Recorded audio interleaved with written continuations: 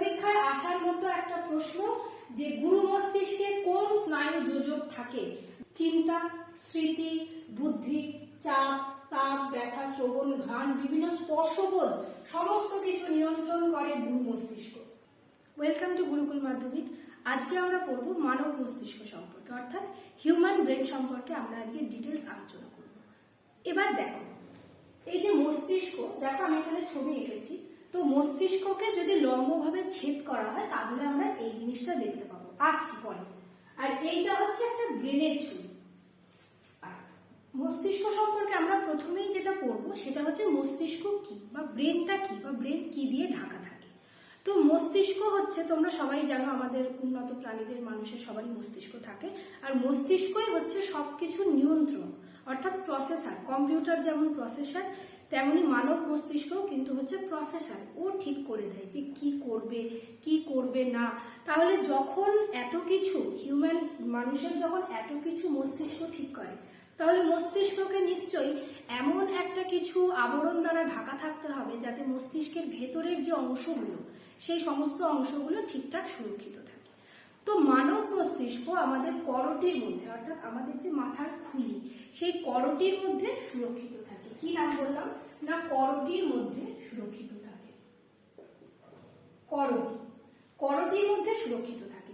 আরেকটা যেটা জিনিস, সেটা হচ্ছে সব থেকে গুরুত্বপূর্ণ জিনিস, সেটা হচ্ছে মস্তিষ্কর বাইরে আমাদের যে আমরা পড়েছি আগে কেন্দ্রীয় স্নায়ুতন্ত্র, অর্থাৎ মস্তিষ্ক ও সুষুম্নাকাণ্ড। এই যে মস্তিষ্ক আর সুষুম্নাকাণ্ডকে ঢেকে রাখে একটা ত্রিস্তরীয় পর্দা। কি বললাম? 3টে স্তর বিশিষ্ট একটা পর্দা, মেনিনজেস নামক একটা পর্দা। এটা কিন্তু খুব গুরুত্বপূর্ণ। কি পর্দা? না মেনিনজেস।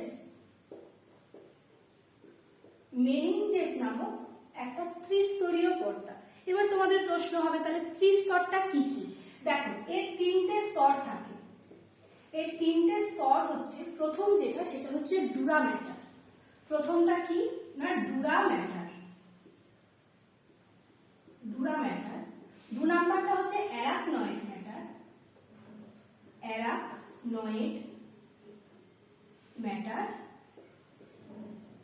আর 3 নাম্বার যেটা, সেটা হচ্ছে পায়া ম্যাটার। অর্থাৎ কেমন ভাবে সাজানো থাকে আমি তোমাদের বলি। মাথার যে করটি, সেই করটির মধ্যে মেনিনজেস নামক একটা পর্দা থাকে। এবার সেই পর্দাটা হচ্ছে 3টে স্তর বিশিষ্ট। প্রথম যে স্তর সেটা থাকে ডুরা ম্যাটারের স্তর, দ্বিতীয় যে স্তর সেটা থাকে অ্যারাকনয়েড ম্যাটারের স্তর, আর 3 নম্বর যে স্তর সেটা থাকে পায়া ম্যাটারের স্তর। এটা গেল মস্তিষ্ক সম্পর্কে বেসিক ধারণা, অর্থাৎ মাথা বা মস্তিষ্ক করটির মধ্যে আবৃত থাকে, মেনিনজেস পর্দা দ্বারা আবৃত থাকে। এবার আমাদের মানব মস্তিষ্কের ওজন হচ্ছে প্রায় 1.36 কেজি। প্রায় 1.36 কেজি হলো মানব মস্তিষ্কের ওজন। এবার আমরা চলে যাব আমাদের যে আসল আলোচ্য বিষয়, অর্থাৎ তোমাদের ক্লাস 10-এর যেটা প্রধান আলোচ্য বিষয়, যে হিউম্যান ব্রেন কি কি অংশ নিয়ে গঠিত, এদের কি কি কাজ, সেইগুলো সম্পর্কে আমরা এবার ডিটেলস আলোচনা করব। এবার আমরা দেখে নিই মস্তিষ্ক কি কি অংশ নিয়ে গঠিত। এটা কিন্তু তোমাদের মাধ্যমিক পরীক্ষার জন্য খুব গুরুত্বপূর্ণ, অর্থাৎ এখান থেকে কিন্তু অনেক প্রশ্ন আসবে। দেখো, মস্তিষ্ক 3টে অংশ নিয়ে গঠিত: অগ্র মস্তিষ্ক, মধ্য মস্তিষ্ক, পশ্চাৎ মস্তিষ্ক। অর্থাৎ যে কোনো জিনিসের যেমন থাকে সামনে, মাঝে, পিছনে। ঠিক আছে? অগ্র মস্তিষ্কের কি কি ভাগ, এবার আমরা সেগুলো দেখব। দেখো, তোমাদের বইতে দেখবে যে কিছু কিছু জিনিস দেওয়া আছে, যেমন আমি ওইগুলো লিখেছি, কিন্তু এগুলোর থেকে এটাই গুরুত্বপূর্ণ যে এই অগ্র মস্তিষ্কের কোন ভাগটা আছে। অর্থাৎ আমরা যখন এরপর গুরু মস্তিষ্ক, পন্স বা যোজক, লঘু মস্তিষ্ক এগুলো পড়বো, এগুলো কার অংশ সেটা কিন্তু খুব ইম্পর্টেন্ট। তো দেখো, অগ্র মস্তিষ্ক বা মাথার সামনের দিকের যে অংশ, সেটা 2টো অংশ নিয়ে গঠিত। একটা কি? একটা হচ্ছে টেলেনসেফালন, ব্রেনের একটা অংশ, অর্থাৎ অগ্র মস্তিষ্কের একটা অংশ হলো টেলেনসেফালন। আর 2 নাম্বার অংশ হচ্ছে ডায়েনসেফালন। কিসের অংশ? এরা কিন্তু অগ্র মস্তিষ্কের অংশ, অর্থাৎ মাথার সামনের দিকের যে পোর্শন, সেটা হচ্ছে অগ্র মস্তিষ্ক। এরপর আসছি তোমাদের ছবি দেখা। তো দেখো, টেলেনসেফালনের যেটা অংশ সেটা হচ্ছে গুরু মস্তিষ্ক, যেটা কিন্তু খুব খুব খুব ইম্পর্টেন্ট। আমি স্টার দিয়ে রাখলাম। গুরু মস্তিষ্ক অর্থাৎ গুরু, যে ব্রেনের যে হেড, সেটা হচ্ছে গুরু মস্তিষ্ক। দেখো এখানে ছবিটায়, এটা হচ্ছে একটা হিউম্যান ব্রেনের ছবি, আর ওপরে আছে তোমরা জানো যে এটা কিসের অংশ, অগ্র মস্তিষ্কের অংশ, অর্থাৎ সামনে, অগ্র মানে হচ্ছে সামনের দিকের অংশ, তাই এটা হচ্ছে গুরু মস্তিষ্ক অগ্র মস্তিষ্কের অংশ। গুরু মস্তিষ্ক অগ্র মস্তিষ্কের অংশ। অগ্র মস্তিষ্কের বা টেলেনসেফালনের আরো দুটো অংশ আছে, আমি তোমাদের মুখে বলে রাখছি, তোমরা চাইলে নোট করতে পারো। সেটা হচ্ছে একটা নাসা মস্তিষ্ক এবং আরেকটা হচ্ছে রেখো মস্তিষ্ক। ঠিক আছে, গুরু মস্তিষ্ক ছাড়াও টেলেনসেফালনের আরো দুটো অংশ আছে, একটা হচ্ছে নাসা মস্তিষ্ক এবং আরেকটা হচ্ছে রেখো মস্তিষ্ক। তাহলে এবার আমরা যেটা করব সেটা হচ্ছে অগ্র মস্তিষ্কের আরেকটা ভাগ, অর্থাৎ ডাইনসেফালনের দুটো অংশ, একটা হচ্ছে থ্যালামাস আরেকটা হচ্ছে হাইপোথ্যালামাস। দেখো তোমরা কিন্তু অলরেডি থ্যালামাস হাইপোথ্যালামাস সম্পর্কে কিছু কিছু জিনিস জানো। তো এই থ্যালামাসটা কোথায় থাকে? দেখো থ্যালামাসটা থাকে গুরু মস্তিষ্কের ঠিক নিচে, গুরু মস্তিষ্কের ঠিক নিচে। দেখো তোমরা ছবিতে দেখো, এটা যদি গুরু মস্তিষ্ক হয়, এটা যদি গুরু মস্তিষ্ক হয়, এর ঠিক নিচে থাকে কে না থ্যালামাস। ঠিক আছে, কারণ আস্তে আস্তে আমরা অগ্র থেকে নিচের দিকে নামছি। প্রথম আছে গুরু মস্তিষ্ক, কার অংশ না অগ্র মস্তিষ্কের অংশ।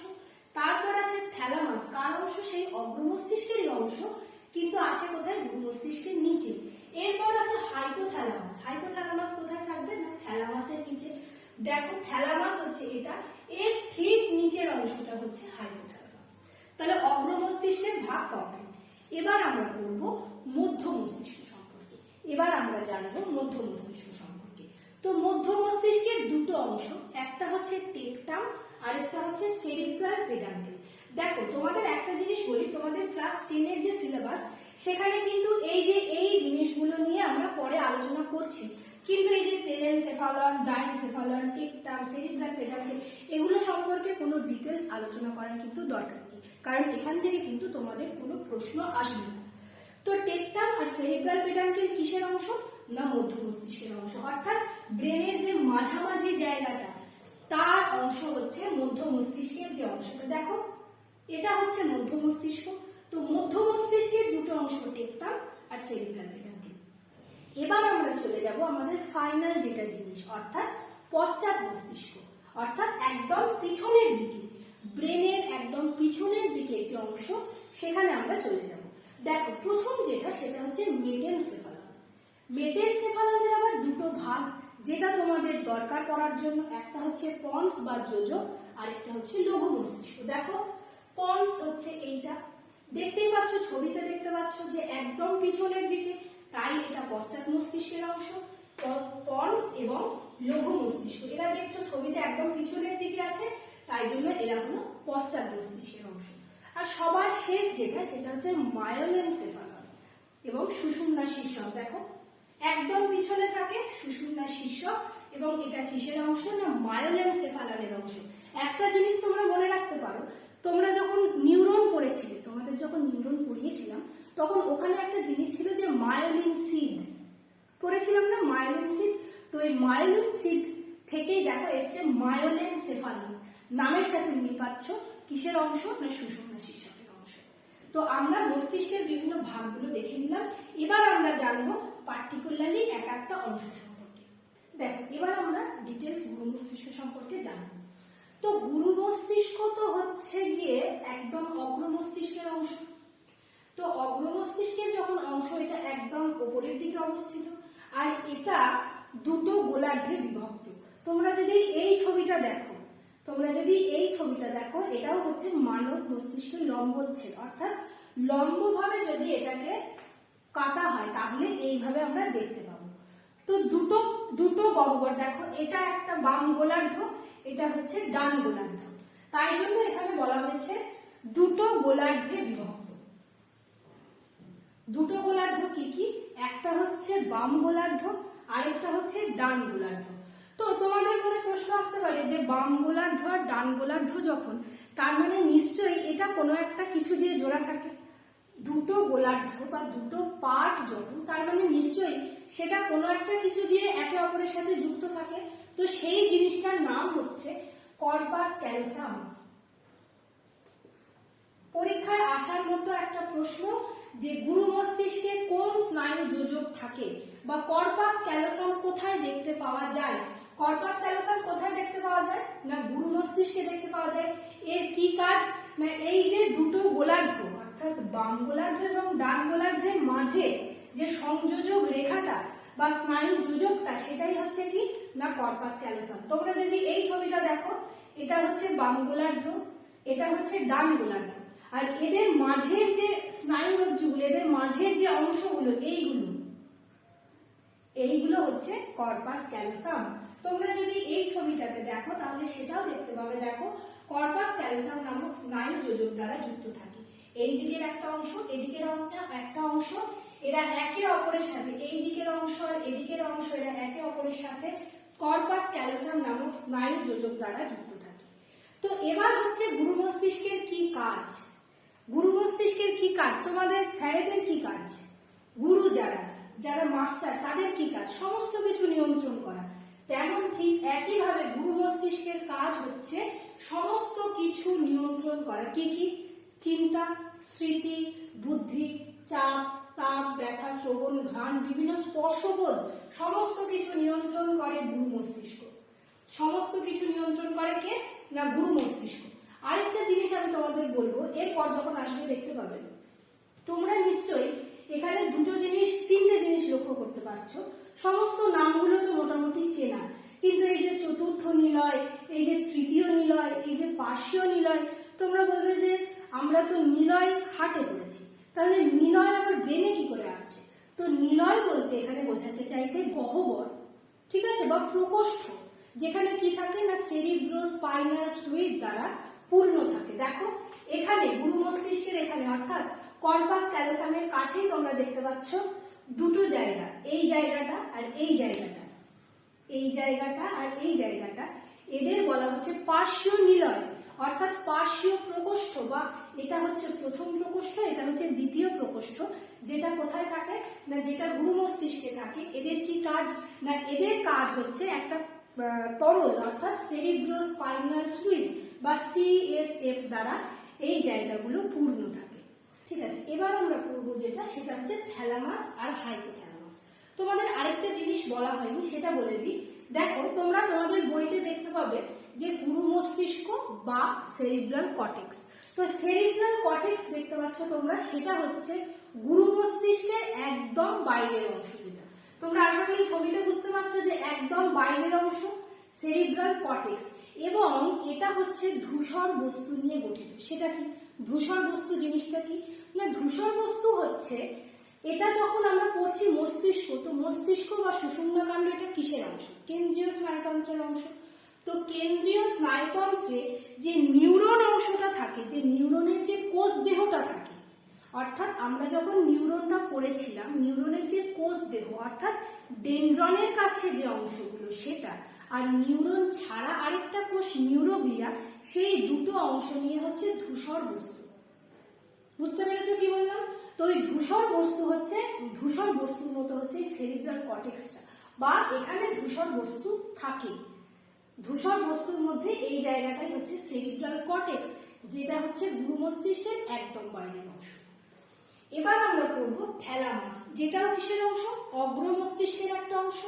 তো দেখো আমরা যে বললাম যে গুরু মস্তিষ্ক হচ্ছে সেটাই যেখানে সমস্ত কিছু নিয়ন্ত্রণ হয়, অর্থাৎ উনি আমাদের হেড টিচার। তাহলে গুরু মস্তিষ্কে পৌঁছতে গেলে একটা জায়গা দরকার। একটা জায়গা দরকার বলতে কি বলতে চাইছি, ধরো আমরা যখন বড় কোনো মানুষের বাড়িতে যাই, কোনো মুখ্যমন্ত্রী, প্রধানমন্ত্রী, কোনো বড় কোনো লোকের বাড়িতে যাই, তাহলে তাদের গেটের বাইরে কারা থাকে? গেটম্যান থাকে, প্রহরী থাকে, পাহারাদার থাকে। তো থ্যালামাস হচ্ছে সেটাই, যেটা হচ্ছে গুরু মস্তিষ্কের পাহারাদার। তার মানে কি? অর্থাৎ থ্যালামাসে প্রথম খবর আসে, কোনো একটা খবর যখন আসে সেটা প্রথম থ্যালামাসে আসে। থ্যালামাস সেই খবরটাকে পাঠায় কোথায়? না গুরু মস্তিষ্কে। প্রথম খবর আসে থ্যালামাসে, থ্যালামাস কোথায় পাঠায়? গুরু মস্তিষ্কে। সেই কারণে গুরু মস্তিষ্কের সিংহদ্বার বলা হয় কাকে? না থ্যালামাসকে। গুরু মস্তিষ্কের সিংহদ্বার বা রিলে কেন্দ্র, যে সমস্ত কিছু রিলে করে পাঠায় কোথায়? না গুরু মস্তিষ্কের কাছে। তাহলে এটা কিন্তু 1 নম্বর প্রশ্নের জন্য খুব ইম্পর্টেন্ট, যে রিলে কেন্দ্র মানব মস্তিষ্কে রিলে কেন্দ্র কাকে বলা হয়? না থ্যালামাসকে। কেন বলা হয় বোঝা গেছে, কারণ প্রথম খবর আসে থ্যালামাসে। থ্যালামাস সেই সমস্ত রাগ, ক্ষোভ, চিন্তা, বুদ্ধি, স্মৃতি সমস্ত কিছুকে পাঠায় কোথায়? না ভ্রূণ মস্তিষ্কে। তারপর আলটিমেট ডিসিশন নেয় ভ্রূণ মস্তিষ্ক। এবার দেখো, তাহলে এবার এর কাজটা কি? থ্যালামাসের কাজ হচ্ছে ঘ্রাণ ছাড়া, ঘ্রাণ অর্থাৎ যেটা আমরা শুকি, গন্ধ শুকতে পারি, যেটা নাক দিয়ে যেটা পাই, তো সেটা ছাড়া সব রকম সংজ্ঞাবাহ স্নায়ু প্রবাহ এর মধ্যে ঘটে। আশা করি তোমাদের আগের ভিডিও দেখে সংজ্ঞাবহ, আজ্ঞাবহ এই ধারণাগুলো পরিষ্কার হয়েছে। সংজ্ঞাবহ হচ্ছে সেটাই যেটা সেন্সারি নিউরন, অর্থাৎ যেটা গ্রাহক অংশে থাকে, যেটা গ্রহণ করে, কোনো একটা অনুভূতিকে গ্রহণ করে হচ্ছে সংজ্ঞাবহ। তো শুধুমাত্র ঘ্রাণ ছাড়া আরো যা কিছু আছে সমস্ত কিছু নিয়ন্ত্রণ করে থ্যালামাস। আর কি? আরেকটা হচ্ছে প্রতিবর্তী কেন্দ্র রূপে থাকে। প্রতিবর্তী কেন্দ্র অর্থাৎ কি?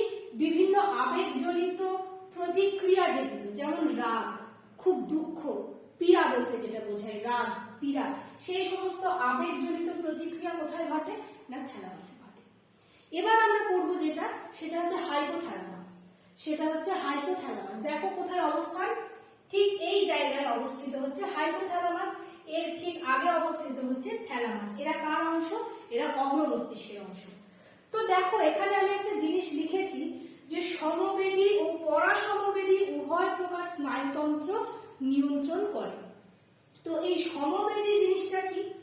না সমবেদী জিনিসটা হচ্ছে সেটাই যে আমাদের যে থোরাসিক কশেরুকা আছে, সুষুম্না কাণ্ডে আমাদের যে থোরাসিক কশেরুকা আছে, সেখানে T1 থেকে T12 পর্যন্ত নাম্বারের যে কশেরুকাগুলো আছে সেটা, এবং তার সাথে যে লাম্বার কশেরুকা আছে সেই L1 থেকে L3 পর্যন্ত যেগুলো, তারা সমস্ত কিছু কি করে না, সেগুলো কিন্তু সমস্ত কিছু কি কাজ করে? বিভিন্ন কিছু ধরো ঘাম নিঃসরণ বৃদ্ধি করে, তারা সেগুলো সমস্ত কিছু বৃদ্ধি করতে সাহায্য করে সমবেদী স্নায়ুতন্ত্র। আর পরাসমবেদী স্নায়ুতন্ত্র হচ্ছে সেটাই আমরা যখন আমরা যখন পড়েছিলাম করোটিক স্নায়ু, সেই করোটিয় স্নায়ু পড়েছিলাম 12টা। সেই 12টার মধ্যে কি কি ছিল বলতো? অনেক কিছু ছিল। তো প্রথম 3 নম্বর স্নায়ু, 7 নম্বর স্নায়ু, 9 নম্বর এবং 10 নম্বর স্নায়ু, সেই জিনিসগুলো কিন্তু নিয়ন্ত্রণ করে এই পরাসমবেদী স্নায়ুতন্ত্রকে। এদের কাজ কি? এ যেমন প্রসারণ করেছে, এ তেমন সংকোচন করবে। ঠিক আছে, এ তেমন সংকোচন করবে। আর কি কাজ? না ক্ষুধা, তৃষ্ণা, হাসি, কান্না প্রভৃতি মানসিক আবেগ নিয়ন্ত্রণ করে কে? না হাইপোথ্যালামাস। এবার আমরা দেখি মধ্য মস্তিষ্ক সম্পর্কে, অর্থাৎ আমাদের ব্রেনের মাঝামাঝি জায়গায় যেটা থাকে এইটা। মধ্য মস্তিষ্ক দুটো অংশ নিয়ে গঠিত, একটা হচ্ছে টেকটাম, আরেকটা হচ্ছে সেরিব্রাল পেডাঙ্কেল বা সেরিব্রাম পেডাঙ্কেল, যা খুশি বলতে পারো। তো টেকটাম অংশ যেটা, সেটার কি কাজ? না টেকটাম অংশটা দর্শন আর শ্রবণ এই প্রতিবর্ত ক্রিয়াকে নিয়ন্ত্রণ করে। দর্শন আর শ্রবণ এই প্রতিবর্ত ক্রিয়াকে নিয়ন্ত্রণ করে। এছাড়াও এরপরে যখন আমি তোমাদের চোখ পড়াবো, তখন তোমরা দেখতে পাবে যে অক্ষি গোলকের বিচলন ও আলোর প্রতিবর্ত ক্রিয়া নিয়ন্ত্রণ করে কিন্তু মধ্য মস্তিষ্ক। তাহলে মধ্য মস্তিষ্কের দুটো অংশ, একটা হচ্ছে টেকটাম, আরেকটা হচ্ছে সেরিব্রাম পেডাঙ্কেল বা সেরিব্রাল পেডাঙ্কেল। তো টেকটাম অংশটা কি করে না দর্শন আর শ্রবণ নামক এই প্রতিবর্ত ক্রিয়াগুলোকে নিয়ন্ত্রণ করে। আর কি করে? অক্ষিগোলকের বিচলন, অর্থাৎ আমাদের চোখ যে সামনে, পিছনে, উপরে, নিচে, সাইডে এগুলো দেখতে পায়। কেন দেখতে পায়? চোখে আলো প্রবেশ করে তার জন্য দেখতে পায়। তো সেই অক্ষিগোলকের বিচলন ও আলোর প্রতিবর্ত ক্রিয়া নিয়ন্ত্রণ করে মধ্য মস্তিষ্ক। ছবিতে দেখো এখানে আছে মধ্য মস্তিষ্ক, ঠিক এই জায়গাটা যেখানে কিন্তু টেকটাম আর সেরিব্রাল পেডাঙ্কেল এই অংশ দুটো থাকে। এবার আমরা পড়বো পশ্চাৎ মস্তিষ্ক সম্পর্কে। এতক্ষণ আমরা অগ্র মস্তিষ্ক, মধ্য মস্তিষ্ক পড়লাম। অগ্র মস্তিষ্কের 3টা অংশ ছিল, কি কি? ভ্রূ মস্তিষ্ক, থ্যালামাস, হাইপোথ্যালামাস। মধ্য মস্তিষ্কের 2টো অংশ ছিল, টেকটাম আর সেরিব্রাল পেডাঙ্কেল। এবার আমরা ফাইনাল চলে আসছি পশ্চাৎ মস্তিষ্কের অংশতে। দেখো পশ্চাৎ মস্তিষ্কের অংশের মধ্যে প্রথমেই রয়েছে পন্স বা যোজক। পন্স দেখো এইটা যোজক অংশ।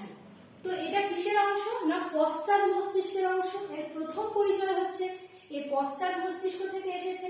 তারপর এই পন্স বা যোজকের কাছে তোমরা একটা জিনিস বলো যে যোজক কি করে? একটা অংশের সাথে একটা অংশ জুড়তে সাহায্য করে। যেমন আমরা পড়লাম গুরু মস্তিষ্কতে বাম গোলার্ধ আর ডান গোলার্ধ, বাম গোলার্ধ ডান গোলার্ধ দুটো কোন যোজক দ্বারা যুক্ত না কর্পাস ক্যালোসাম নামক সংযোজক অংশ দিয়ে যুক্ত থাকে। তো এই পন্স বা যোজক কি করে না মধ্য মস্তিষ্কের সঙ্গে লঘু মস্তিষ্ক বা সুষুম্না শীর্ষকের মধ্যে সংযোগ রক্ষা করে। তার মানে কি মধ্য মস্তিষ্ক হচ্ছে এখানে, দেখো এই অংশটার সাথে লঘু মস্তিষ্কের এবং সুষুম্না শীর্ষকের সংযোগ রক্ষা করে, যাতে এরা আলাদা হয়ে যায়। এরা বলে যে ভাই আমাকে আলাদা করে দিবি, সেরকম অবস্থা না।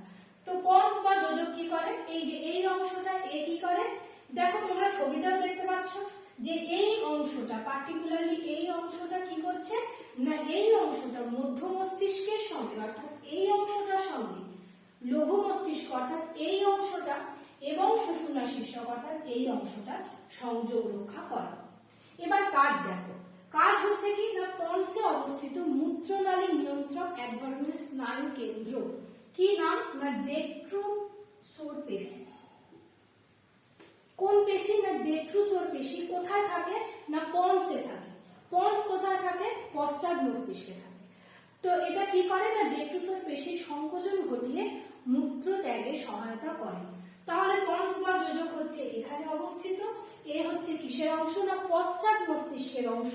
কি করে না মূত্রনালী নিয়ন্ত্রক অর্থাৎ যে মূত্র নিয়ন্ত্রক যে স্নায়ু কেন্দ্র, মূত্রনালী নিয়ন্ত্রক স্নায়ু কেন্দ্র তার নাম হচ্ছে ডেট্রোসোর পেশি। সেই পেশির সংকোচন ঘটায়, তার ফলে মূত্র ত্যাগ হয়। আরেকটা কি কাজ না শ্বাস নিয়ন্ত্রণ করে। শ্বাস নিয়ন্ত্রণকারী স্নায়ু কেন্দ্র শ্বাসক্রিয়ার হার নিয়ন্ত্রণ করে। তাহলে এই পন্স বা যোজকের দু ধরনের স্নায়ু কেন্দ্র থাকে, একটা কি না একটা হচ্ছে মূত্রনালী নিয়ন্ত্রক, আরেকটা কি শ্বাসক্রিয়া নিয়ন্ত্রক। ঠিক আছে, মূত্রনালী নিয়ন্ত্রক এবং শ্বাসক্রিয়া নিয়ন্ত্রক এই দু ধরনের স্নায়ু কেন্দ্র কোথায় থাকে, পন্সে থাকে, যার কাজ কি মধ্য মস্তিষ্কের সঙ্গে লঘু মস্তিষ্ক এবং সুষুম্না শীর্ষকের সংযোগ রক্ষা করা। এটা হচ্ছে পন্সের কাজ। এবার আমরা চলে আসব পশ্চাৎ মস্তিষ্কের অপর অংশ, যার নাম হচ্ছে লঘু মস্তিষ্ক। ছবিটা দেখো তোমরা, লঘু মস্তিষ্ক অর্থাৎ এই জায়গাটা হচ্ছে লঘু মস্তিষ্ক, অর্থাৎ এই জায়গাটা হচ্ছে লঘু মস্তিষ্ক। তো এখানে দেখো এই লঘু মস্তিষ্কে কি থাকে না এই লঘু মস্তিষ্কটা তোমরা ছবিটায় দেখো, এখানেও দেখো দুটো গোলার্ধ থাকে, এই জায়গাতেও দুটো গোলার্ধ। এই দুটো গোলার্ধ ভেরি ভেরি ইম্পর্টেন্ট স্নায়ু যোজক, তার নাম হচ্ছে ভার্মিজ। ভার্মিজ নামক স্নায়ু যোজক দিয়ে গঠিত। আমরা কিন্তু এখানে দুটো স্নায়ু যোজকের নাম পড়লাম। প্রথমটা হচ্ছে গুরু মস্তিষ্কে অবস্থিত কর্পাস ক্যালোসাম, গুরু মস্তিষ্কে অবস্থিত কর্পাস ক্যালোসাম, এবং আরেকটা যেটা বললাম সেটা হচ্ছে মোস্ট ইম্পর্টেন্ট, সেটা হচ্ছে ভার্মিজ স্নায়ু যোজক। কোথায় অবস্থিত, লঘু মস্তিষ্কে অবস্থিত। লঘু মস্তিষ্কে অবস্থিত ভার্মিজ নামক স্নায়ু যোজক কি করে দুটো অংশের সংযোগ রক্ষা করে। আর লঘু মস্তিষ্কের প্রধান প্রধান প্রধান কাজ হচ্ছে দেহের ভারসাম্য নিয়ন্ত্রণ করা, অর্থাৎ এই যে গোটা বডি, এই যে গোটা দেহের যে ভার, সেই ভার নিয়ন্ত্রণ করে কিন্তু লঘু মস্তিষ্ক অর্থাৎ এই পোর্শনটা। তাহলে লঘু মস্তিষ্কের কাজ কতটা গুরুত্বপূর্ণ আশা করি বুঝতে পারছো। এটাই প্রশ্নে আসে যে দেহের ভার নিয়ন্ত্রণ করে মস্তিষ্কের কোন অংশ, ভেরি ভেরি ইম্পর্টেন্ট, সেটা হচ্ছে লঘু মস্তিষ্ক। আরেকটা যেটা জিনিস সেটা দেখো আমি এখানে লিখেছি, আমরা এখানে পড়েছিলাম যে 4 ধরনের গহ্বর থাকে, অর্থাৎ 4 ধরনের নিলয় থাকে। প্রথমটা পড়েছিলাম পার্শ্বীয় নিলয়, যেটা কোথায় থাকে, গুরু মস্তিষ্কের কাছে থাকে। দেখো সেরিব্রাল কর্টেক্স, পার্শ্বীয় নিলয় অর্থাৎ প্রথম নিলয়, দ্বিতীয় নিলয় কর্পাস ক্যালোসাম, গুরু মস্তিষ্কের কাছে থাকে এই দুটো নিলয়। আরেকটা যেটা থার্ড নিলয়, যেটা তৃতীয় নিলয়, সেটা কোথায় থাকে, থ্যালামাসের কাছে থাকে, অর্থাৎ তৃতীয় নিলয়ের পিছন দিকে থাকে থ্যালামাস। এরপর চতুর্থ নিলয় যেটা একদম ফাইনাল, চতুর্থ নিলয় কোথায় থাকে না পশ্চাৎ মস্তিষ্কে থাকে। কোথায় থাকে, লঘু মস্তিষ্কে থাকে, কারণ লঘু মস্তিষ্ক নিজেই হচ্ছে পশ্চাৎ মস্তিষ্কের অংশ। এবার হচ্ছে ফাইনাল জিনিস, একদম শেষ অংশ, সুষুম্না শীর্ষক। কি কাজ করে দেখো, সুষুম্না শীর্ষক হচ্ছে এটা একদম শেষ অংশ, অর্থাৎ এখান থেকে এরপর সুষুম্না কাণ্ড শুরু হচ্ছে। এর কাজ হচ্ছে হৃদক্রিয়া, শ্বাসক্রিয়া প্রভৃতি নিয়ন্ত্রণ করা এবং ঘাম নিয়ন্ত্রণ করা। হৃদক্রিয়া, শ্বাসক্রিয়া নিয়ন্ত্রণ, ঘাম নিঃসরণ করা। এর পরের দিন পড়াবো সুষুম্না কাণ্ড, যেটা দেখবো প্রতিবর্ত ক্রিয়াগুলো নিয়ন্ত্রণ করছে। নোটস নিয়ে তোমাদের কোনো চিন্তা নেই, নোটস আমাদের ভিডিও ডেসক্রিপশনে দেওয়া লিঙ্ক আমাদের ওয়েবসাইট gurukulmadhyamik.in এ গেলেই তোমরা সমস্ত কিছু নোটস পেয়ে যাবে। কিন্তু বারবার যেই কথাটা বলি যে শুধুমাত্র নোটস করে কিন্তু কিচ্ছু হবে না, জিনিসগুলো ভালোভাবে বুঝতে হবে। আর বোঝার যদি তোমাদের এখনো কোথাও কোনো খামতি থেকে থাকে তোমরা অবশ্যই কমেন্ট করে জানাবে, আমি সেই জায়গাটা আবার নতুন করে বলে দেওয়ার চেষ্টা করব।